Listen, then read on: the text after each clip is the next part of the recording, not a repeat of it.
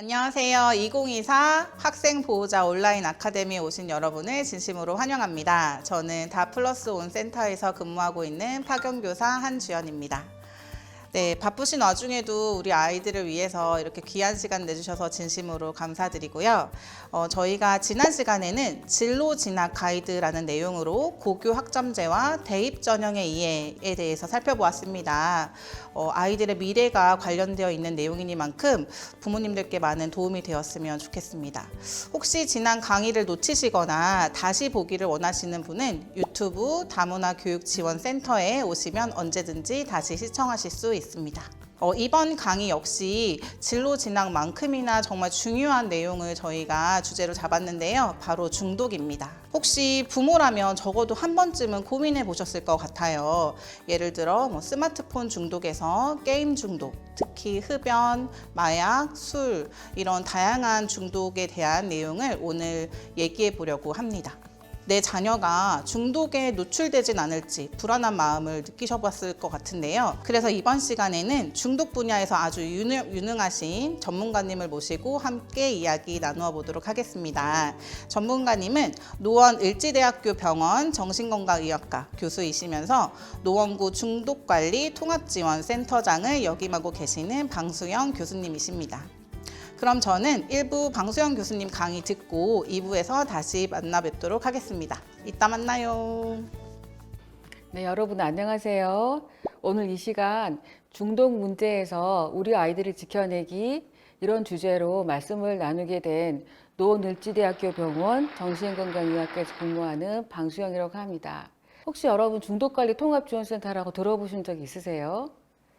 이 중독관리 통합지원센터에서는 알코올 중독, 또 도박 중독, 또 마약 중독 이런 성인들의 중독 문제도 다루지만 한편으로 소아청소년 우리 학생들의 인터넷 중독, 게임 중독 또 다른 여러 가지 어려운 문제들을 함께 다루고 있어서 오늘 이 시간 동안 제가 병원에서 경험하고 또 상담한 것들 또 우리 중독관리 통합지원센터에서 함께 만난 친구들의 사례들을 종합해서 여러분께 잘 전달해 드리려고 합니다.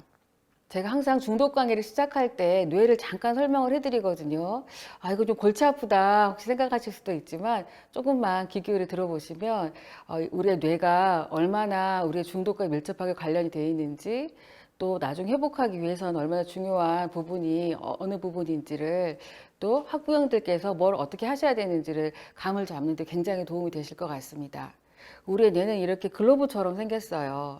근데 그 중에 맨 앞부분 전두엽이라는 게 있습니다. 근데 이 전두엽이 우리들이 생각하고 계획하고 뭔가 실행하는데 지휘자 같은 역할을 하거든요. 그래서 어떤 이 전두엽이 얼마나 잘 성장하고 관리가 되느냐에 따라서 어떤 사람이 필요할 땐 참고 또 계획을 해야 될 땐 계획을 세우고 실행하고 이제 이런 기능을 담당하게 됩니다. 근데 이제 우리 아이들의 만약에 이 어떤 기능이 부족하게 되다면 인내력이라든지 통제력이 많이 부족하게 되고 그럴 만한 일도 아닌데 욱하고 화를 낸다거나 혹은 꼭 집중해야 될 어떤 상황에서 집중력이 떨어지는 이런 문제가 이제 생길 수가 있다고 말씀을 드릴 수가 있겠습니다. 저희들의 뇌는 태어날 때는 저희가 말도 할 수 없고 또 혼자서 설 수도 없는데 1살, 2살, 5살 지나면서 점점 아이들이 성장하고 또 뭔가 할 수 있는 일이 더 많아지죠. 그 이유는 우리 뇌가 20세 초반까지 계속 성장을 하기 때문입니다. 근데 우리 아이들이 특히 사춘기 무렵까지를 놓고 보면 어떤 본능적인 부분이라든지 뭔가를 꼭 하고 싶어 하는 이런 충동적인 그 부분의 성장이 조금 더 빨리 일어나고요.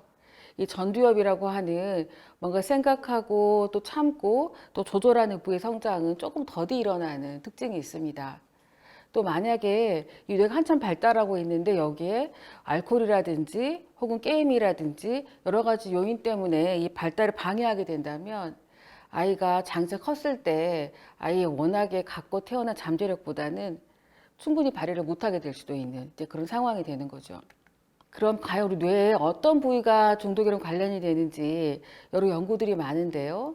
뇌 안쪽에 이런 구조들이 있습니다. 그래서 복직 폐결력이라는 부위에서 아주 즐거움과 관련된 자극을 받게 되면 신호가 전달이 돼서 측좌역이라는 부분에서 도파민이라는 물질이 분비가 되고 그리고 굉장히 즐거운 이제 이런 일들을 경험을 하게 되는 거죠. 저희가 만약에 마라톤을 하거나 100m 달리기를 했는데 1등을 했다고 생각해 보세요. 얼마나 기쁘시겠어요? 또 한편으로 우리 아이가 받아쓰기 공부를 열심히 했는데 다 맞았어요. 정말 기쁘겠죠. 그래서 이럴 때 기쁘다, 즐겁다, 너무 좋다. 이건 다 우리 중독 회로에 있는 우리 보상 회로에서 정상적으로 즐거움을 주는 이 도파민이 잘 활성이 되는 경우입니다. 근데 참 특이한 게 저희 자연적인 보상 같은 게 있어요. 예를 들어서 칭찬을 받는다든지 성취를 한다든지 인정을 받는다든지 그냥 뭐 좋은 일이 생겼을 때 그럴 때 굉장히 잔잔하게 즐겁고 기쁠 수가 있는데요. 또 한편으로 그렇게 특별하게 내가 노력하거나 성취하지 않아도 이 도파민이 비슷하게 나오는 경우가 있습니다. 술을 마신다든지, 뭐 흡연을 한다든지, 또 뭐 게임을 한다든지, 뭐 이렇게 도박을 한다든지, 혹은 뭐 마약을 한다든지 이럴 땐 자기가 특별히 노력한 게 아닌데도 굉장히 큰 즐거움을 갑자기 주는 이런 회로 활성화가 돼서 저희가 이것을 자연적인 보상과 대비되는 인위적인 보상이다. 이런 말을 씁니다. 계속 만약에 내가 노력해서 얻는 즐거움 말고 이런 즐거움을 따르다 보면 우리 청소년들은 억제하는 전두엽이 완전히 발달하지 않았기 때문에 그냥 쉽고 빠르게 재미있는 것들을 더 추구하기 마련이고 그것들이 반복되다 보면 균형 있는 뇌 발달에 저해된다는 것이 여러 연구에서 밝혀져 있습니다. 그러다 보면 아무래도 어떤 중독적인 상황에 빠지기가 쉽겠죠. 되게 중독이 여러 요소들이 있는데요. 한 몇 가지만 제가 간단하게 설명을 좀 드리도록 하겠습니다. 내성이라는 개념입니다. 내성이라는 거는 내가 똑같은 즐거움을 얻기 위해서 처음 사용했던 것보다 더 많이 해야지 더 재미있는 것을 이렇게 느끼는 과정이라고 할 수가 있어요. 예를 들어 게임을 예전에는 30분만 해도 재밌었는데 이제 2시간 이상을 해야지 똑같은 즐거움을 얻는 이제 이런 것을 저희가 내성이라고 부릅니다. 금단이라는 증상인데요. 처음에는 하다 안 해도 괜찮았는데 나중에는 뭔가를 하다가 그것을 그만뒀을 때 굉장히 괴롭고 이제 힘든 마음이 들게 됩니다. 예를 들어서 혹시 주변에 금연하신 분들 계실지 모르겠어요. 처음에 우리 금연을 하게 되면 사람이 까칠해지고 예민해지고 뭔가 조금 옆에 조심스러워지는 분들이 계실 수가 있거든요. 그게 바로 담배로 인한 어떤 이런 좋은 느낌들이 갑자기 순식간에 사라지게 되니까 이로 인한 금단 증상들, 도파민을 더 주세요 하는 이런 증상들이 생기게 돼서 이제 이것 때문에 다시 재흡연을 하시는 경우가 꽤 많습니다. 그래서 이런 것들이 우리 청소년들에게도 만약에 적용이 된다면 조금 더 관리하기 어려운 이제 그런 부분이 될 수가 있겠습니다. 근데 이런 어떤 중독과 관련된 부분들이 단지 뭐 음주라든지 흡연이 아니더라도 저희가 뭐 게임을 한다든지 또 도박을 한다든지 또 뭔가 너무 집착한다든지 해서 그걸 할 때만 아주 크게 즐거움이 있고 또 그걸 하지 않을 때 너무 재미가 없고 이제 이런 상황이 된다면 저희가 중독을 의심해 볼 수 있겠다라고 설명을 드리게 됩니다. 단지 그 물질, 그 게임 하나만 작용하는 게 아니고 그 아래에 아이들 혹은 성인들의 다양한 정서적인 면, 심리적인 면, 또 환경적인 면들이 다 복합적으로 작용을 해서 그것들을 저희가 잘 파악하고 도와주려고 하는 편입니다. 하지만 결정적인 것은 만에 하나 아이나 성인이 실제로 중독이라는 상태에 접어들었다고 한다면 어떤 그 사람의 어떤 뇌 자체는 이 중독의 어떤 성향을 계속 갖고 있을 수밖에 없기 때문에 혼자서는 해결하기 참 어려워지는 상태다라고 생각을 하게 되고 그 상태부터는 혼자서 알아서 하기보다는 주변의 도움 또 전문가의 도움들이 반드시 필요할 수 있다 이렇게 말씀을 드리고 있습니다. 저희가 전통적으로 중독을 여러 가지로 정의를 하지만은요, 최근에는 간략하게 한 4가지 정도의 특성을 가지고 설명을 합니다. 우선은 뭘 해보려고, 줄여보려고 했는데, 또 그만해보려고 했는데도 잘 되지 않은 통제력이 상실된 상태. 두 번째는 어떤 그걸 사용하는 것 때문에 어떤 사회적인 장애가 되는 것. 예를 들어서 학교에 가는 친구가 학교를 가기 싫어한다든지, 혹은 대인관계에 큰 문제가 생긴다든지 그런 것들이 되겠죠. 또 그런 문제가 있는데도 계속 끊지 못하고 계속 하고 있다. 그것도 저희 위험한 사용이라고 하는 진단 기준에 들어가고요.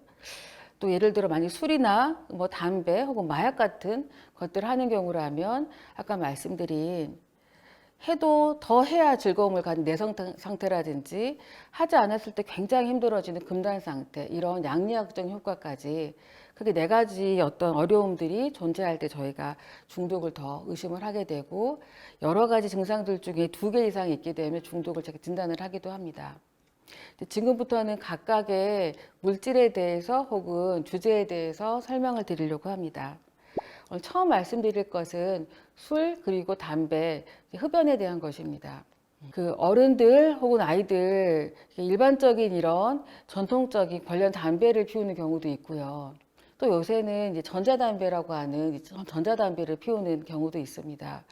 아이들이 얼마나 많이 피울까요? 현재 아이들이 흡연하는 흡연율은 남자, 여자 좀 다르긴 한데요. 남학생은 100명 중에 한 5명, 6명, 여학생은 100명 중에 2명, 3명, 이 정도에 해당이 됩니다. 10년 전보다는 많이 줄었어요. 그런데 최근 몇 년간 코로나 이후부터는 크게 변하지 않고 있습니다. 그래서 이 말은 아이들이 이것보다 더 하지 않기 위해서는 조금 더 어른들의 노력이 필요할 것 같다, 이렇게 생각을 해볼 수도 있을 것 같습니다. 이 정도 비율이면 반에 최소한 흡연하는 아이들이 한두 명 정도는 아마 있을 것 같습니다. 음주는 어떨까요? 아이들이 음주를 얼마나 많이 할까요? 역시 같은 조사에서 보면 이제 현재 음주율, 한 번이라도 최근 한 달 동안 술을 마신 적 있는 아이는 한 13%에서 9%에 해당이 됩니다. 이 말은 100명 중에 10명, 또 반에서 따지면 한두 명 정도는 음주를 하는 경험이 있다고 할 수 있는데요. 조금 더 문제가 되는 것은 이제 그 위험 음주율이라고 하는 겁니다. 아이들이 술을 많이 마시는 아이들이 얼마나 되느냐인데, 이것도 한 4, 5% 정도 해당이 됩니다. 그래서 반에서 한두 명 정도는 제가 음주를 좀 하고 있을 수 있겠다. 또 아이들이 흡연도 그렇고 음주도 그렇고 친구가 하면 따라 하잖아요. 그래서 이렇게 아이들 중에 음주하는 친구들이 있을 땐 퍼지기 마련이라서, 우리 아이들이 이제 청소년이고 어리니까 음주와 흡연과 상관이 없을 것 같다, 미리 너무 섣불리 저희 가정할 수는 없을 것 같습니다. 일반적으로 피우는 관련 담배 못지않게 전자담배도 해롭기 때문에 저희 아이들이 어떤 담배든지 간에 피우지 않는 것이 가장 현명합니다. 굉장히 여러 가지 질환들, 또 암 발생률도 최소한 5배 이상 올라가는 것이 흡연이라고 할 수가 있고요. 알코올도 말할 것이 없습니다. 이제 간 질환, 또 뇌 질환, 여러 가지 온몸의 다양한 장기에 질환을 일으킬 수가 있는데요. 특히 아이들이 발달하는 뇌를 가지고 있지 않습니까? 근데 알코올 자체는 굉장히 독성 물질을 일시적으로 몸에서 대사할 때 만드는 부분이 있어서, 아이들이 폭음을 하게 되면, 그러니까 술을 많이 마시게 되면 일순간 어떤 신경에 독을 일으킬 수도 있는 물질이 상승하기 때문에 아이들의 뇌 발달에 굉장히 해로울 수 있겠다 하는 생각을 꼭 기억하고 계시면 좋겠습니다. 성인이 되어서도 뇌 발달이 잘 된 분들도 음주를 많이 하시게 되면 이렇게 뇌 어떤 이런 연결망들이 굉장히 떨어지거든요. 그래서 이것들을 잘 생각해 보면 아이들에게 전혀 음주가 도움이 되지 않고, 음주나 흡연을 어떻게 법에서 다루고 있는지 한 번 더 짚고 넘어가셨으면 하실 수도 있을 것 같아서 잠깐 설명을 드리면은요. 우리나라는 만 19세 미만자는 술이나 담배를 구입할 수는 없습니다. 그래서 아이들이 만약에 이 연령대 이하인데도 술을 마시고 있다든지 담배를 피우고 있다면 뭔가 본인이 직접 구하지 않고 다른 루트를 통하고 있을 거고, 그 루트가 혹시나 위험한 것은 아닌지까지 저희가 살펴봐야 되는 그런 부분이 있습니다. 두 번째로 말씀드릴 것은 약물입니다. 약물하니까 되게 낯설시죠. 우리 아이들이 무슨 이런 어마어마한 약물이나 이런 것을 할까, 또 이게 얼마나 아이에게 문제가 있을까 아마 생각해 보신 적이 별로 없으실 것 같습니다. 이제 약물이라 그러면 굉장히 범위가 넓은데요. 흔히 말하는 우리가 마약과의 전쟁 이럴 때 말하는 아주 불법적인 마약도 있을 수가 있고, 또 그런 마약은 아닌데 뇌에 굉장히 영향을 많이 주거나 의존성이 있는, 병원에서 처방을 받는다든지 혹은 그냥 복용할 수 있는 그 약물까지를 저희가 다 포함해서 소개를 해드리려고 합니다. 특히 저희가 대마라고 하는 물질이 있는데요. 이 대마라고 하는 물질은 우리나라 대한민국에서는 불법인 물질입니다. 그런데 전 세계적으로 보면 대마를 그 의학용이든지 아니면 여가용으로 허가하고 있는 국가들이 꽤 있어요. 그래서 혹시나 그 국가에서 뭔가 이 대마를 흡입한다든지 뭐 접촉한 경우에 우리나라에 들어오게 된다면 또 법적인 제재를 받을 수가 있어서 이 부분을 참고로 더 말씀을 제가 드렸습니다. 우리 아이들이 요새 대부분 SNS, 그 소셜미디어 이런 거 하지 않습니까? 인스타그램 하는 아이들도 있고 옛날엔 트위터라고 불렀던 X 하는 아이들도 있고 심지어 그 익명성에도 보장된 텔레그램을 하는 아이들도 있고 여러 가지 것을 합니다. 근데 이걸 지금 말씀드리는 이유는 아이들 혹은 성인들이 이 마약을 요새 구할 때 다 그런 SNS를 통해서 구하기 때문에 내가 이걸 한번 해보고 싶다고 하면 심지어는 지역에 따라 한두 시간 이내로 구할 수까지 있는 상황입니다. 그래서 우리 아이들이 호기심이 혹시나 이것들을 구하게 된다면 큰 문제가 될 수 있기 때문에 단지 집안에서 그냥 학교만 다니고 있다고 해서 이 물질들에 전혀 노출될 일은 없을 것이다라고 안심하실 수도 없는 상황이라 오늘 꼭 소개를 해드리려고 했습니다. 마약 사범이라고 하죠. 마약과 관련된 범법 행위가 있는 어떤 경우에 이제 법적인 어떤 시스템에 들어오게 되는 사람들의 비율이 있는데요. 심지어 19세 이하, 정말 청소년이죠. 청소년들 중에 2022년만 기준으로 해도 무려 481명이나 되는 학생들이 여기 해당이 됐었습니다. 이 학생들이 법적인 어떤 처분이나 관리를 받았었고요. 해마다 늘어나고 있습니다. 그래프에서 보듯이 점점 증가하고 있습니다. 그래서 이제 이런 것들을 볼 때 청소년들도 절대 이 마약이라든지 불법적인 약물에 대해서 절대 청정한 상태는 아니다. 이렇게 제가 생각을 할 수밖에 없을 것 같습니다. 이 마약과 관련돼서는 제가 보여드린 대로 법적인 문제가 생길 수도 있죠. 또 한편으로 그 약물 자체 때문에 뭐 병원 응급실에 온다든지 갑자기 정신병처럼 뭐 환치를 본다든지 환청을 듣는다든지 혈압이 떨어져서 중환자실에 간다든지 이런 의료적인 문제가 생기기도 합니다. 또 한편으로는 어떤 사회적인 문제, 또 경제적인 문제까지 다양한 문제를 일으킬 수가 있고 특히나 어린 시기에 이 약물 노출이 된 친구들은 성인이 되어서 다른 중독과 다른 약물 문제가 굉장히 복합해질 확률이 높기 때문에 처음 접하는 것 자체를 잘 차단하는 것이 가장 중요하다고 저희가 생각을 합니다. 마약을 뭐 운반하거나 또 뭐 국내에 들어오는 경우에 처벌도 매우 크지만 그냥 단지 마약을 본인이 사용하는 것만으로도 5년이나 10년 이하의 징역이라든지 5천만 원에서 1억 미만의 어떤 벌금에 처하게 되고요. 소지하고 있는 것만으로도 1년 이상의 징역에 되는 것으로 법적인 조항으로 나와 있습니다. 따라서 아이들이 한참 자라고 공부하고 성장하고 친구들하고 상호작용을 해야 될 시기에 이런 어떤 법적인 제재를 받는다든지 상담을 받지 않도록 저희가 잘 주의를 기울여야 될 것 같습니다. 제가 또 하나 말씀드리고 싶은 약물이 있는데요.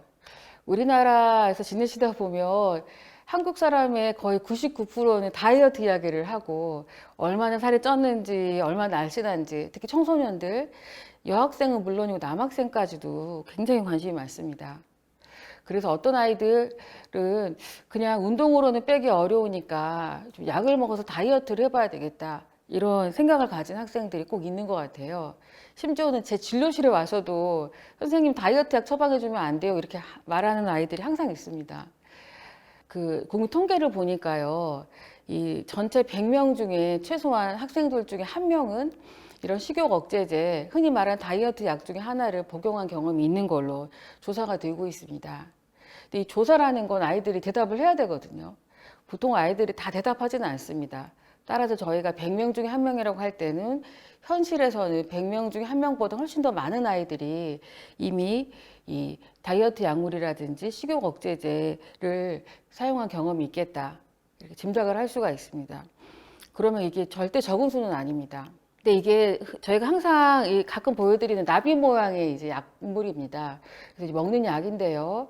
이제 그걸 먹게 되면 정량을 먹으면 또 상관이 없기도 합니다만은 보통 아이들이 더 살을 빨리 빼려고 약을 정량보다 초과해서 먹는 아이들이 많고 과다 복용할 경우에는 우울증이라든지 성격이 좀 변화하거나 심지어 환청이나 망상 이렇게 좀 이상한 경험들을 하는 아이들도 있고, 자살 충동이라든지 또 이걸 먹지 않으면 다시 살찔 것 같아서 계속 이 약을 찾아서 다니는 이런 의존성, 또 혈압 자체가 올라가는 신체적인 문제까지 생기게 됩니다. 저희 병원을 포함해서 많은 정신과 과가 있는 종합병원, 대학병원에서는 이 약에 대한 경험들이 상당히 많은데요. 이 약이 실제로 최근에는 이 비대면 진료로도 구하는 경우가 있는 것 같습니다. 그래서 광고도 굉장히 많이 하는 것 같고, 그래서 이런 약들을 남용을 하다 보면 저희 응급실에 굉장히 불안이라든지 초조, 또 뭐 환청과 같은 이상한 증상들 호소하는 친구들 중에 잘 찾아보면 이 약을 과량 복용했다든지 이런 친구들이 종종 있게 되고, 아주 드물게는 이 약을 더 이상 먹지 않는데도 불안 증상이라든지 또 현실을 착각하게 되는 약간 정신병 같은 증상들을 조금 계속 갖게 되는 아이들도 있습니다. 따라서 아이들이 어떤 약을 너무 쉽게 생각하지는 않을 수 있도록 집에서 잘 관리를 해주시는 것이 너무 중요한 부분이 될 것 같습니다.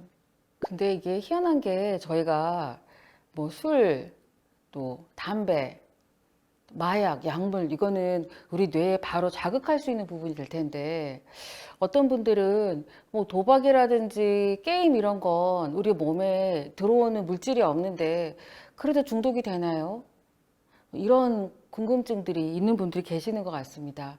근데 놀랍게도 뭔가 저희가 경험하는 거, 행동으로 굉장한 즐거움을 줄 수 있는 거, 그 자체만으로도 뭔가 이렇게 약물을 먹거나 술을 마시지 않아도 똑같이 중독이 되는 경우들이 있어서, 이 부분은 혹시 처음 들어보시는 분이 계실 수도 있을 것 같아요. 그럼 우선은 아이들이 도박이라는 것을 실제로 경험을 하는지부터 말씀을 드려보겠습니다. 그 청소년 도박 문제 실태 조사를 한 자료를 보니까요.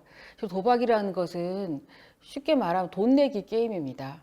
근데 돈 내기 게임으로만 놓고 설문을 해보면 20에서 30%의 친구들이 이 경험을 했다고 해요. 굉장히 많죠. 반에서 4분의 1 정도의 아이들이 경험을 했으니까요. 근데 그 중에 조금 더 심각하게 문제가 됐던 친구들을 이제 병원에 진료를 본다든지 관련된 뭐 법적인 제재를 받는다든지 이렇게 될 텐데, 해마다 도박 중독 때문에 진료를 병원에 와서 받는 아이들이 늘어나고 있고, 벌써 이제 작년 이제 상반기까지만 해도 100명이 넘은 아이들이 진료를 받았었고, 또 도박과 관련돼서는 범죄가 있을 수가 있거든요. 왜냐하면 돈이 왔다 갔다 하는 거잖아요. 근데 벌써 청소년들 중에 거의 100명에 육박하는 친구들이 도박과 관련돼서 어떤 법적인 문제가 생겼었다, 이런 통계가 나와 있습니다. 생각해보면 정말 단순한 문제가 아니구나 제가 생각을 하게 되는데요. 뭐 아이들이 도박을 하게 되면 심각하게 문제가 되는 경우에는, 예를 들어 금전적인 문제, 또 어떤 금전적인 문제 때문에 따르는 뭐 자살 시도라든지, 또 학교 적응의 문제, 또 주변인과의 갈등, 이 모든 것들이 영향을 줍니다. 그래서 단순한 돈 내기가 아니고 심각하게 도박과 관련된 문제가 있는 친구들도 이제 있었습니다. 예를 들어서 병원에 이런 도박 중독과 관련돼서 진료를 받던 친구들도 해마다 늘어서 이제 2023년 통계만 봐도 상반기에 벌써 100명이 넘었었고요. 또 도박과 관련된 여러 법적인 문제들, 이제 또 돈과 관련된 문제가 되겠죠. 이제 거기에 대해서 통계를 내봐도 벌써 검거된 아이들이 해마다 점점 50에서 100명 사이를 계속 왔다 갔다 하고 있는 상황입니다. 실제로 아이들이 도박과 관련된 심각한 문제가 있을 때는 주로 금전적인 어떤 돈을 뭐 절도를 한다든지, 또 어떤 또래 관계에서 문제가 생긴다든지 그럴 수도 있고, 또 이런 문제가 해결이 안 되면 죽고 싶어질 수도 있겠죠. 그래서 자살과 관련된 문제가 또 문제가 되기도 하고, 또 이게 너무나 크고 우선되는 일이다 보니까 당연히 해야 될 학교 생활이라든지 다른 관심사가 너무 이제 등한이 되기 때문에 학교 생활에 문제가 생기는 경우도 있습니다. 그래서 저희가 가끔 진료실에서 학생들이 면담하다 보면 왜 이렇게 죽고 싶은 생각이 들었어? 왜 이렇게 친구들하고 혹은 집에서 갈등이 심하게 생겼을까? 하고 꼬리에 꼬리를 물고 찾다 보면 도박이 그 아래에 있었던 문제인 경우들이 제 진료실에서도 종종 이제 있는 상황입니다. 처음부터 이야기들 다 솔직하게 꺼내지 않을 수도 있기 때문에 제가 이유를 찾는 과정에서 발견하는 아이들도 많이 있는 것 같아요. 그러면 아이들 중에 얼마나 문제되는 아이들이 있을까? 이제 통계조사한 것이 있어서 가져와 봤습니다. 보통 이제 사이버 도박, 아이들이 요새는 주로 도박 장소에 가서 도박을 하거나 이런 경우보다는 인터넷으로 도박을 합니다. 인터넷으로 아이들이 뭐 약물도 구입할 수 있지만 또 도박도 할 수가 있는 아주 그런 그 다양한 가능성이 열려 있는 장소라고 할 수 있는데요. 그래서 통계 조사를 해보니까 아이들 중에 3.3%가 위험 분야에 이제 속한 상황입니다. 그러니까 100명 중에 3명, 30명 중에 1명이니까 만약에 한 반에 학생이 30명 정도 된다면 반에 1명 정도는 있을 수가 있겠죠. 결국 작은 숫자는 아니다. 이렇게 생각하셔야 됩니다. 제가 몇 가지 그냥 화면을 캡처를 해봤습니다.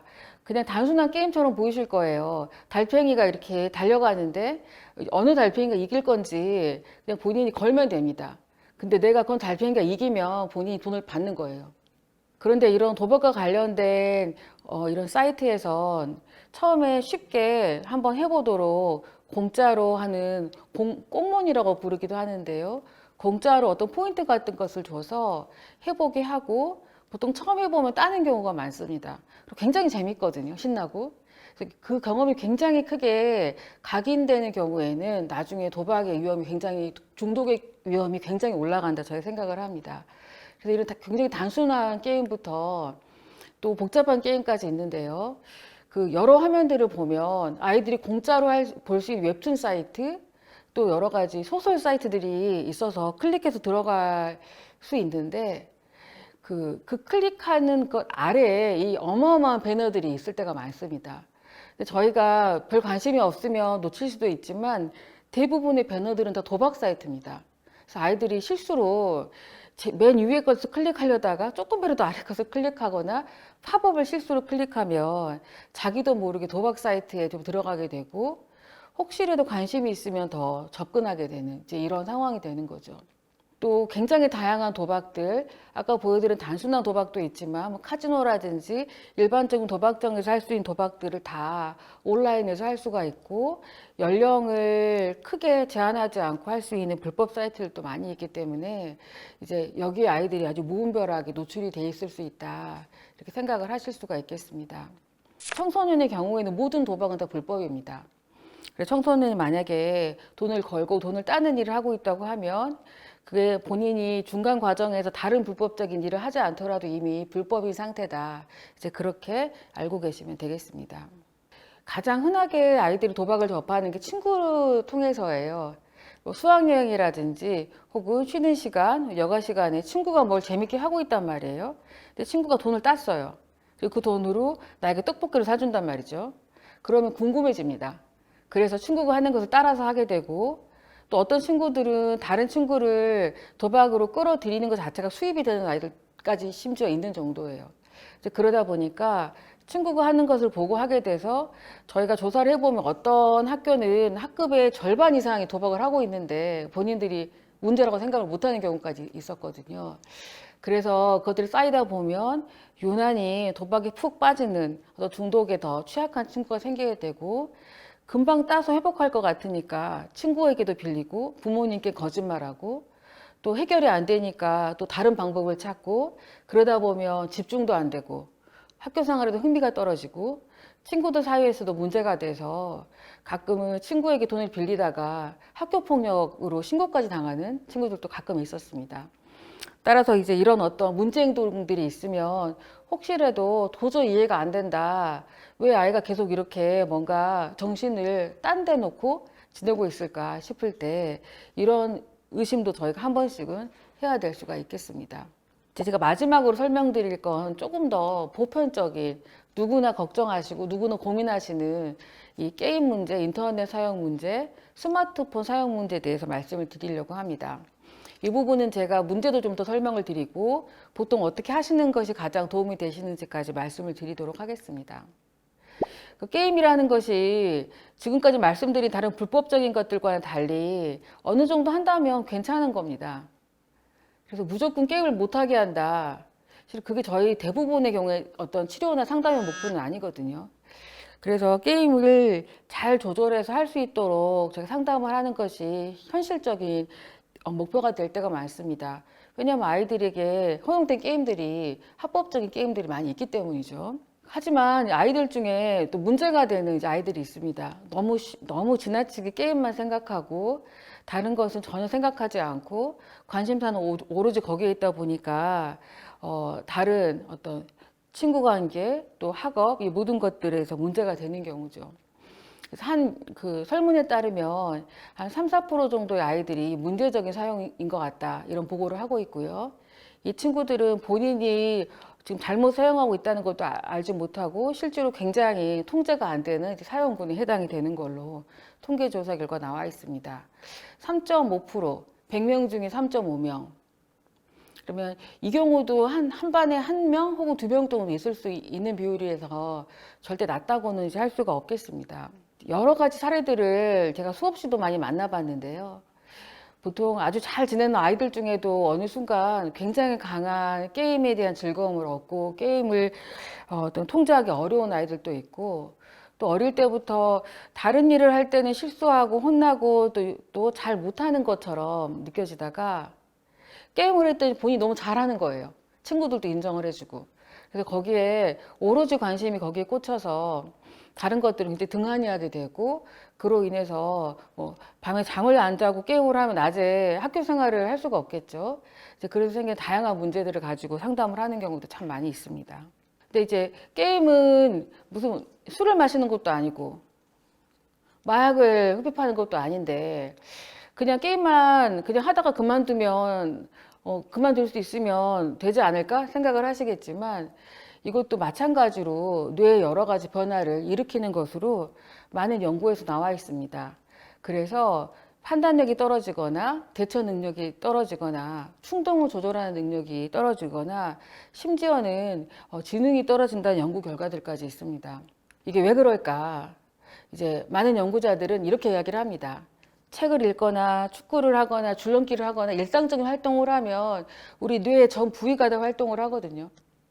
근데 인터넷이나 스마트 게임, 스마트폰 게임을 지나치게 하다 보면 주로 시각적인 시스템만 더 활발하게 활성이 돼서 다른 뇌의 부위들이 자극이 적절하게 이루어지지 않는다. 아마 그게 뇌의 발달이 균형적으로 되지 않은 큰 원인인 것 같다. 이제 이런 이야기들을 하게 됩니다.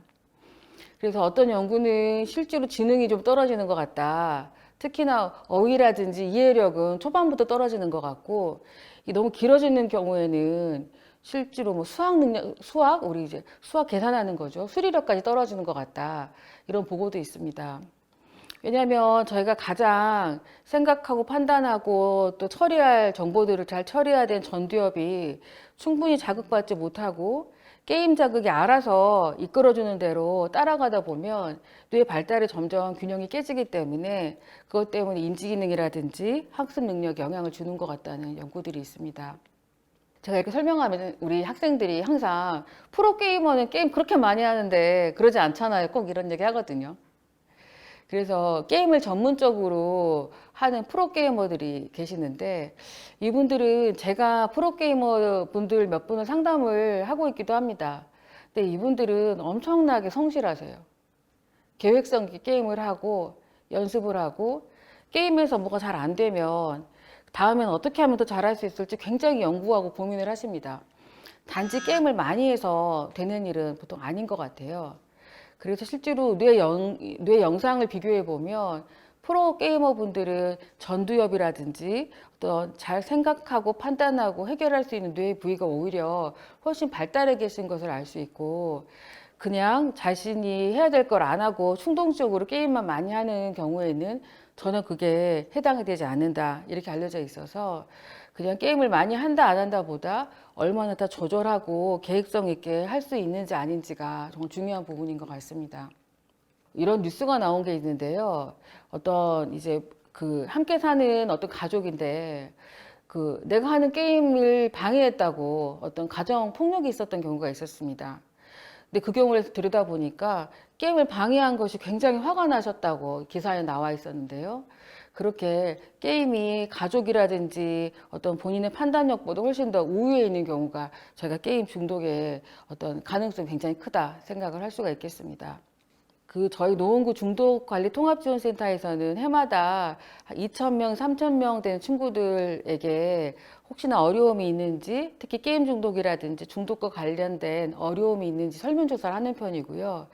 저희가 한 해에는 그 아이들이 어떤 이런 문제가 되는 상황을 봤을 때 그리고 누구한테 가장 도움을 청하고 싶어 할지를 저희가 질문을 했습니다. 그랬더니 청소년들이고 학생들이니까 뭔가 부모님이나 선생님들보다는 그 친구라든지 다른 어떤 도움을 청하려고 하지 않을까 생각을 했었는데 정말 부모님과 가족이 압도적으로 본인들이 이런 스마트폰 중독, 게임 중독의 어려움이 있을 때 도움을 청하고 싶다라고 해서 지금 여기 와서 같이 강의를 듣고 계시는 뭐 부모님들 또 가족들이 가장 아이들에게 도움을 줄 수 있는 가장 중요한 분들이시다 이렇게 생각을 또 하게 됐습니다.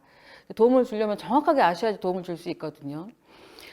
나의 생각으로 도움을 주려고 좋은 마음으로 도와주시려고 하셨는데 가끔은 도움이 안 되는 경우도 있습니다. 그래서 오늘 몇 가지 어떻게 하면 더 도움이 되실지를 말씀을 드리려고 합니다. 근데 저희가 아이가 왜 이렇게 몰두를 할지를 알아야 도와줄 수 있기 때문에 아이들이 왜 게임에 중독될까? 왜 아이들이 뭐 도박이라면 도박에 중독될까? 우선은 그것부터 저희가 궁금한 어떤 마음이 들어야 이제 되는 것 같습니다. 우선 그 자체가 너무 재미있을 땐 아무래도 많이 빠질 수가 있겠죠. 우리 게임들 중에 확률형 아이템이라는 이제 게 같이 탑재된 게임들이 있습니다. 혹시 들어보신 적 있으실지 모르겠어요. 굉장히 많은 게임 회사에서 이제 이 아이템을 탑재를 하고 있는데요. 내가 뭔가를 지불을 했을 때 얼마나 크고 좋은 아이템이 나올지 확률이 달린 겁니다. 이게 약간의 도박성이 있다고 저는 생각을 하고 있는데요. 그러면 아무래도 내가 조그만한 어떤 노력을 투자했는데 굉장히 큰 좋은 아이템이 나오면 이제 푹 빠지겠죠. 또 그러고 싶고 이제 그런 요소들까지도 어떤 아이들이 더 게임이라든지 뭔가 이런 중독적인 요소에 빠져드는 특성을 지금 뭐 포함을 하고 있습니다. 그 또 다른 특징으로는 아이들 개개인의 어떤 어려움이 있는 경우도 있어요. 아까 다른 사례에서도 말씀을 드렸듯이 아이들 자신이 뭔가 다른 데서는 충분하게 즐거움과 만족을 느끼기 어려울 때 조금 더 중독적인 성향을 보이는 경향도 있습니다. 대표적으로 저희가 많이 아이들이 인터넷이나 게임에 몰입하게 되는 흔한 정신의학적인 상태를 아주 간략하게만 말씀을 드리면은요. 우선은 주의력 결핍 과잉행동 장애라는 게 있습니다. 이게 주의력이 결핍되기도 하고 행동이 과하기도 하지만 또 한편으로는 결과를 예측하지 않고 행동하는 참지 못하고 바로 해야 되는 이런 특징이 있는 것이 가장 큰 특징입니다. 그래서 게임을 하다 보면 즉각적으로 반응이 오거든요. 또 내가 집중력을 굳이 발휘하지 않아도 나의 집중을 계속 할 수 있도록 피드백이 계속 옵니다. 그래서 나는 그냥 편하게 이 게임을 따라가면 되는 거죠. 그래서 저희가 게임 중독인 친구들 중에 평가를 해보면 이 주의력 결핍 과잉행동 장애인 친구들이 뭐 보고에 따라서는 50% 이상 혹은 그 이상까지 나오는 경우가 흔히 있어서 아이의 어떤 게임 문제도 저희가 평가를 하지만 또 흔하게 동반되는 것들도 도와줘야 될 때가 있습니다. 두 번째는 우울증인 친구들입니다. 실제로 1990년대까지도 아이들에게 우울증이 있는지 없는지 되게 이론이 토의가 많이 됐습니다. 근데 이제 지금은 이게 너무나 잘 알려진 사실이고요. 아이들에게 우울증은 있다.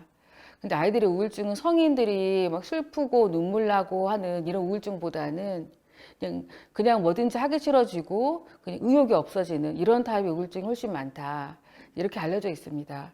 그래서 이 아이들은 필요한 경우에는 상담을 하거나 혹은 약물 처방을 하는 등의 치료가 필요할 수도 있는데요. 아이들도 계속 우울한 상태, 뭘 해도 재미가 없는 상태에 있다 보니까 이게 아무래도 힘들겠죠. 그런데 게임을 하게 되면 그나마 나에게 도파민이 굉장히 많이 나오게 되는 상황이기 때문에 그나마 기분이 살짝 나아집니다. 혹은 다른 것보다는 수월하게 할 수 있으니까 시간을 때우는 용도로도 많이 사용하고요. 그래서 이제 이런 경우에도 저희가 혹시나 아이가 이런 정서적인 어려움이 있지 않은지 잘 살피고 필요한 경우에 저희 도움을 주는 편입니다. 그 다양하게 또 강박적으로 행동하게 된다든지 또 이제 여러 가지 정신 건강 또 심리적인 문제들이 좀 있을 때가 많습니다. 또 이런 개인적인 차원이 아니더라도 어떤 가정 안에서의 여러 가지 역할도 되게 중요하십니다. 많은 연구에서 부모 자녀 간의 관계가 너무 소홀하거나 부정적일 때 게임 중독의 확률이 올라간다. 혹은 부모님이 너무 아이의 이런 게임 사용이라든지 이런 재미있는 것들에 대한 것을 너무 관심이 없으실 때도 게임 중독의 문제가 올라간다 알려져 있어서 저희는 보통 너무 지나치게 통제를 하시는 것도 해롭고 무조건 하지 말라고 저희가 하시지도 않지만 또 한편으로는 또 너무나 허용하는 것도 아이가 아직은 전두엽이 덜 발달하고 있는 나이이기 때문에 스스로 다 관리하기는 어려워서 잘 균형 있게 도와주셔야 된다. 이런 설명을 꼭 드리는 편입니다. 또 마지막으로는 학교랑 사회 환경 자체에 스트레스가 많이 심한 경우도 흔하게 있습니다. 학교에서 여러 가지 상황에서 뭐 이제 학교 폭력이라든지 어려움을 겪거나 또 많은 학교에서 학업을 굉장히 우선하게 생각하기 때문에 학업에 대해서 뭔가 너무 뒤떨어지는 것 같다든지 또 스트레스를 받는 경우에 아이들이 시간이 없잖아요. 근데 게임을 하면 순간 기분이 금방 좋아지기 때문에 스트레스를 풀 다른 방법을 찾기보다 스트레스를 받았으니까 게임을 한다. 아이들이 이렇게 생각을 하기도 합니다. 근데 그게 너무 과하거나 거기에만 중독되지 않으면 그것까지 무조건 잘못이라고 생각하지는 않습니다만은 이런 사회 전반적인 분위기는 정말 저희 어른들이 더 고민을 해봐야 될 부분인 것 같습니다. 여러 가지 중독에 대한 설명을 드렸는데요. 치료 방법을 오늘 학부형님들께 아주 구체적으로 설명드리기 좀 어려울 것 같고 하지만 보통 저희가 이런 식으로 병원에서나 센터에서는 말씀을 드리고 또 하고 있습니다. 우선은 정확하게 진단하는 게 가장 중요하다. 그래서 얼마나 이게 심각한 건지 가끔은 그냥 게임을 아주 가볍게 하고 있는데도 중독이라고 데려오시는 경우가 있어요. 그러면 그렇게 심각하지는 않다 알려드리는 편이고 또 굉장히 심각한 경우에는 같이 이제 대안을 찾으려고 노력하는 편입니다. 그리고 아이가 왜 이렇게 많이 하게 되는지 또 같이 동반되는 어떤 정신, 건강, 또 심리적인 문제가 있는지 또 아이를 굉장히 힘들게 하는 뭐 사회적인 요인, 학교에서 요인들이 있는지 또 본인 스스로 지금 상태가 좀 불편하다고 생각하고 변화하고 싶어 하는지 이제 이런 것들에 따라서 저희가 치료 방법을 결정을 하게 됩니다. 근데 이제 치료 같은 경우에는 병원에 오실 때 이걸 해결할 약물 치료가 있는지 물어보시는 경우들이 있어요. 근데 뭐 예를 들어서 뭐 주의력 결핍 과잉행동 충동 장애가 있다든지 우울증이 있거나 또 심한 불안 장애가 있을 땐 당연히 해당되는 뭐 약물 처방이 있을 수는 있겠죠. 그리고 가끔은 굉장히 강박적으로 생각되는 어떤 뭐 이미지라든지 또 물질이 있을 땐 해당되는 물질에 대한 치료제가 있기는 합니다. 하지만 많은 경우에는 이런 약물 치료만으로 해결되는 경우는 없는 것 같고요. 또 약물이 아닌 상담이 굉장히 중요합니다. 만약에 본인이 뭔가 바뀌고 싶고 변화하고 싶은 마음이 얼마나 있는지를 저희가 확인해 봐서 동기를 강화시키는 상담법이 가장 기본이 되고요. 그 외에도 내가 언제 어떻게 더 하게 되는지를 잘 파악하고 그 행동을 바꿔주는 행동수정 치료라든지 또 어떤 순간에 내가 어떻게 다르게 행동하거나 다르게 생각을 해야지 더 되겠다 하는 이런 것들을 상담자 선생님하고 하나하나 찾아가는 인지행동 치료가 있고 이것을 개인 치료도 할 수 있지만 상황에 따라서 또래 친구들하고 집단으로 한다든지 또 가족 간에 어떤 스트레스나 문제 때문에 이 일이 생겼다고 한다면 가족 상담까지 저희가 고려하기도 합니다. 아까 말씀드렸듯이 인터넷, 스마트폰, 또 게임은 불법적인 건 아니에요. 그래서 무조건 못하게 한다 이렇게 접근하시면 아이들이 반감을 갖기 때문에 대부분 실패하십니다. 그 전에 다른 도박이라든지 마약, 술, 흡연은 우리나라 법적으로도 이미 불법이거든요. 청소년들한테. 그래서 저는 항상 불법인 건 안 해야 된다고 설명합니다. 하지만 이 게임이라든지 인터넷, 스마트폰과 관련된 일들은 아이에게 허용된 부분이 있어서 부모님들이 무조건 못하게 한다는 접근보다는 아이가 앞으로 장차 이 디지털 세상에서 얼마나 잘 이 모든 것들을 효율적으로 관리하고 또 유능감을 가질 수 있을지 도와주셔야 된다는 것이 우선 큰 전제입니다. 저희가 여러 가지 권고안들이 있는데요. 우선 대부분은 하루에 몇 시간 해야 되는지를 꼭 물어보세요. 근데 전 세계적으로 정한 시간이 있는 건 아닙니다. 그런데 대부분의 많은 연구에서 그냥 즐기고 여가를 사용할 목적으로 2시간 이상의 사용을 하게 되면 비만도도 올라가고 굉장히 다양한 신체 건강에 부정적인 영향을 주는 것을 이제 보고를 하고 있습니다. 그래서 현실적으로 저희가 초등학생은 하루에 한두 시간, 또 중고등학생 2~3시간 이상은 넘지 않도록 하는 게 좋겠다라고 말씀을 드리고요. 또 중요한 부분 중에 하나는 아이들이 사용하고 있는 유튜브 컨텐츠라든지 게임이 연령에 안 맞는 것이 그렇게 많습니다. 그래서 가끔은 그런 컨텐츠를 사용하다가 문제가 돼서 상담을 받으러 오기도 하기 때문에요. 많이 하게 한다, 못하게 한다, 또 몇 시간을 하게 한다 이런 것보다 아이가 어떤 것을 즐기고 있고 어떤 내용의 것을 보고 있으며 이게 아이 연령에 잘 맞는 건지 그런 것들을 우선 너무 비판하는 시선으로 보시기보다는 아이의 관심사를 잘 파악하는, 아이를 이해하는 수준에서 우선 파악하는 것이 아주 중요합니다. 만약에 지금 우리 아이를 키우고 계시는데 아직 우리 아이는 본인의 기기가 없다, 본인 스마트폰이 없다 하실 때는 스마트폰을 갑자기 어느 날 기분이 좋아서 사준다, 이제 절대 그러지 마시고 처음부터 이제 본인 기기를 갖게 되면서부터 몇 시간 주로 어떤 컨텐츠를 어떻게 사용할 건지를 계획성 있게 보도록 이제 시작하도록 하는 게 좋고요. 이 계획성 연습하는 것이 아이의 전두엽 발달에 굉장히 중요합니다. 아이가 굉장히 보통 스마트 기기는 사용하고 싶어 하기 때문에 아이가 사용하고 싶고 동기가 아주 강한 것을 가지고 연습시켜 주시는 게 좋고요. 처음부터 그냥 아무런 계획 없이 아이가 스마트폰을 갖다 보면 보통은 좀 문제가 더 커지는 것 같습니다.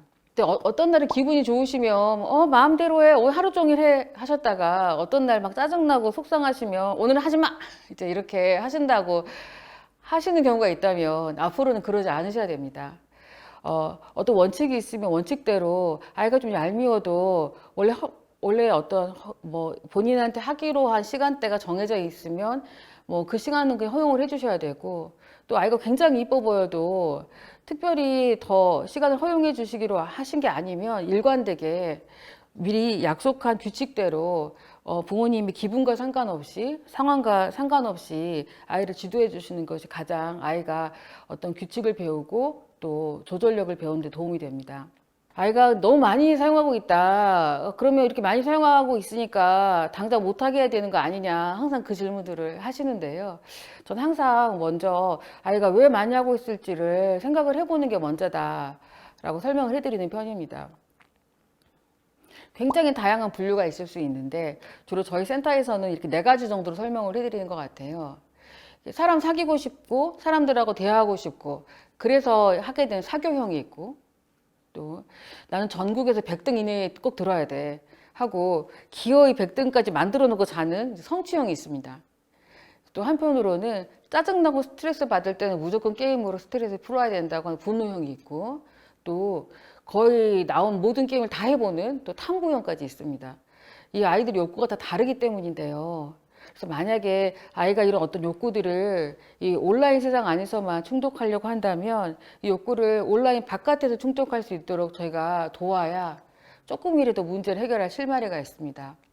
그래서 너무나 이 안에서만 SNS 안에서 게임 안에서 게임을 들어가 놓고 계속 사람들하고 대화만 하는 거예요. 게임 하지도 않고. 그죠? 한밤중에 이제 아이들하고 대화하다가 시끄럽다고 이제 또 혼나고. 근데 그럴 땐 아이가 온라인 세상에서만 그러지 않도록 다른 대안 활동을 찾아주거나 서로 교류할 수 있는 활동들을 제안을 해주실 수가 있겠죠. 아이는 이것밖에 모르니까 이것만 하고 있을 수 있거든요. 또 한편으로 충동성이 심한 친구들은 그 순간 해야지 직성이 풀리는 경우입니다. 근데 이 아이가 했던 방식이 다른 아이에게 잘 안 맞을 수도 있기 때문에 유형을 잘 보고 저희가 상담을 하는 편이고요. 특히 충동이 좀 강한 친구들은 그 순간은 정말 착한 마음으로 내가 잘해봐야지 하고 약속을 했지만 다시 그 충동이 접어들 땐 그동안 했던 모든 약속을 다 기억 못할 수도 있기 때문에 이제 충동성이 강하니까요. 이제 그럴 때 아마 집에서 그냥 같이 약속을 잡아서 뭔가를 하긴 어려울 수도 있어서 좀 전문 기관이라든지 또 이제 어떤 정신과 상담을 하는 게 또 더 빠를 수도 있습니다.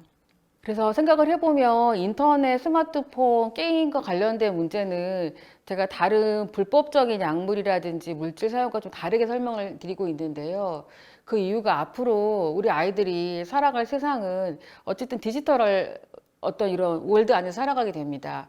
이 안에서 아이들이 뭐 도박이라든지 또 마약이라든지 이런 어떤 안 좋은 자극을 접하지 않도록 해야 될 뿐더러 또 아주 잘 사용을 해서 남들보다 더 뛰어난 디지털 역량을 갖는 것이 너무 중요하다고 생각을 하고요.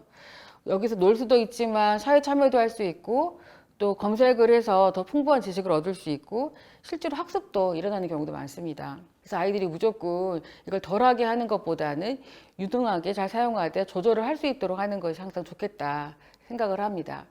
전 세계적으로도 인터넷의 발달이 교육 격차라든지 어떤 정보의 불균형을 해소하는 데 크게 도움이 됐다고 알려져 있고요. 또 심지어는 게임을 기반으로 한 학습이 굉장히 요새 대세를 해서 게임을 통한 어떤 학습까지도 이루어지고 있는 상황입니다. 그래서 무조건 좋다 나쁘다 할 것은 아니고 어떻게 잘 긍정적으로 활용을 하고 또 발전을 하되 유해하고 불필요한 것들은 하지 않도록 이제 잘 지도를 하셔야 되는 것이 아마 학부형님들의 현재 어떤 이제 스탠스가 되시면 좋을 것 같습니다. 심지어는 주의력 결핍 과잉행동 장애라고 아까 여러 번 설명드렸던 그 장애조차도 게임 기반으로 하는 치료가 미국에 나와 있습니다. 그래서 디지털 기기를 좋다 나쁘다 하기보다는 잘 사용하도록 하는 게 정말 맞는 시대가 아닌가 이런 생각이 듭니다. 아이들이 어떤 인터넷 세상에서 뭐 메타버스를 통해서거나 다른 것들을 통해서 즐거움과 창의성을 건전하게 찾고 또 서로 간의 사회적인 연결망을 돈독하게 해서 심지어는 공부도 같이 화면을 켜놓고 또 하지 않습니까? 그러기도 하고 또 서로 연결이 될 뿐더러 내가 뭐 스마트폰 게임 시간을 좀 줄여서 공부를 하거나 다른 활동을 하되 내가 약속을 잘 지키면 지구의 다른 편에 나무를 심을 수 있다. 의미도 있고 또 내가 내 생활을 잘 관리할 수도 있고 또 같은 사용자들 중에 내가 얼마나 잘하고 있는지 약간의 보상도 되는 이제 이런 느낌이라 이런 것들을 선용할 수 있는 것들 찾아서 제안을 하거나 사용하는 것 도움이 되는 것 같습니다. 하지만 이게 심각한 문제가 있거나 이제 그 중독에 해당되는 뭐 물질이거나 혹은 게임이거나 도박에 너무 푹 빠져서 다른 것들을 전혀 관심도 없거나 들으려고 하지 않는 경우에는 좀 더 적극적인 상담이나 치료가 필요할 것 같습니다. 뭐 어떤 경우이든지 뭐 정신건강의학과에 가서 상담을 하시는 것도 당연히 도움이 되고요. 혹시 병원에 가는 게 너무나 부담스럽고 좀 걱정된다 하시는 경우에는 제가 속한 중독관리 통합지원센터 서울시에는 현재로서는 3군데밖에 없습니다만은 이 통합지원센터에서 해당되는 여러 가지 업무들을 각 구에 있는 정신건강복지센터에서도 담당을 하고 있기 때문에 검색을 해서 거기 이제 상담 신청을 하시면 될 것 같고요. 특별히 스마트폰이라든지 인터넷 게임과 관련된 문제는 서울시에 별도로 인터넷 중독 상담 예방센터라는 센터가 있어서요. 흔히 저희가 아이윌 센터라고 부릅니다. 그래서 지역별로 있기 때문에 거기서 도움을 받으실 수가 있고 또 스마트 쉼센터라는 또 이런 대안활동 프로그램들도 있습니다. 꼭 이런 어떤 전문적인 기관이 아니더라도 일반적으로 상담을 보통 진행하시는 청소년 상담복지 개발원과 청소년 상담복지센터가 각 구마다 있으니까 가서 상담을 하실 수도 있고 또 도박과 관련돼서 조금 더 스페셜한 국립청소년 인터넷 드림말이라든지 한국 도박 문제 예방 치유원 같은 곳들도 있어서 검색을 해보시면 금방 찾으실 수가 있기 때문에요. 해당되는 기관에 연락을 하시면 가장 적합한 서비스라든지 상담을 안내를 해주실 겁니다. 우리 애가 이게 문제인지 아닌지 문제도 아닌데 찾아가거나 상담하는 건 좀 아니지 않나? 이런 걱정을 하신다면 그렇지 않습니다. 우리 아이가 좀 어떤 어려움이 있는 것 같을 때 이 전반적인 아이의 정신 건강이라든지 문제 상태를 체크하고 점검하는 거는 크게 부담 느끼시지 않으셔도 되니까요. 많이들 참고하셨으면 좋겠습니다. 제가 오늘 말씀드리는 부분은 여기까지고요. 어떻게 좀 도움이 되셨는지 모르겠습니다. 저의 강의에 중독이 되셨어야 되는데 어떠실지 모르겠어요. 그러면 제가 오늘 말씀드릴 부분 여기까지 마치겠습니다. 감사합니다.